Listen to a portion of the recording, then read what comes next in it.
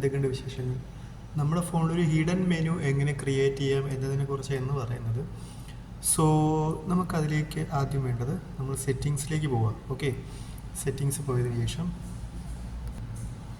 നേരെ താഴേക്ക് പോവുക. അതിൽ ആക്സസിബിലിറ്റി എന്ന ഓപ്ഷൻ കണ്ടു.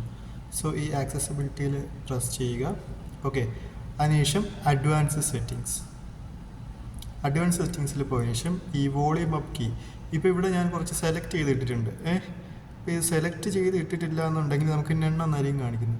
സോ ഈ നമ്മൾ വോളിയം അപ്പ് ആൻഡ് ഡൗൺ കീസിൽ പ്രസ് ചെയ്യുമ്പോൾ നമുക്കിതിൽ ഏതൊക്കെ ഓപ്ഷൻസാണ് വേണ്ടതെന്ന് ചോദിക്കും. ഇപ്പം ഞാൻ accessibility, high contrast font, colour correction, so അങ്ങനെയുള്ള 2-3 ഓപ്ഷൻസ് ഞാൻ കൊടുക്കുകയാണ്. ഓക്കെ, സൗണ്ട് നോട്ടിഫിക്കേഷൻ, ഇങ്ങനെയുള്ള ഓപ്ഷൻസ് കൊടുത്തു. അതിനുശേഷം ബാക്ക് അടിച്ചു. നേരെ നമ്മൾ ഫ്രണ്ട് മെനുവിലെത്തി. ഇപ്പോൾ ഓക്കെ, നമ്മുടെ വാൾപേപ്പറിലെത്തി. ഇനി നമുക്കതെങ്ങനെ ചെക്ക് ചെയ്യാമെന്നാണ് പറയുന്നത്.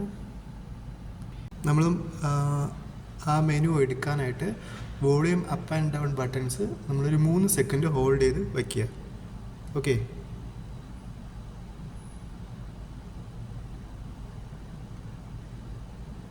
കണ്ടോ?